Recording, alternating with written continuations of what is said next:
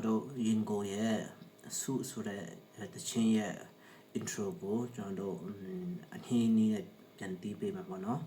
ခီးရတော့ဒီလိုပါအဲ့ဒါကိုကျွန်တော်တို့6ကျိုးเนาะ6ကျိုးကိုဒီကနေအဲ့ကိုကျွန်တော်ဒီကနေစတီးမယ်เนาะနည်းနည်းလေးတီးပေးမယ်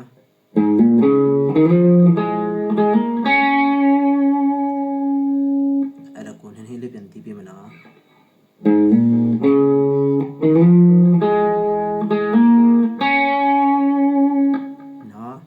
ပြီးတော့မှ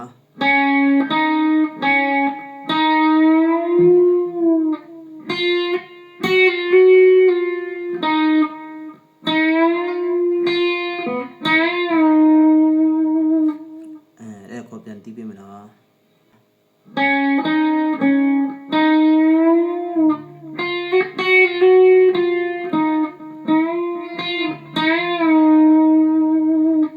ပြီးတော့မှလေးကျိုး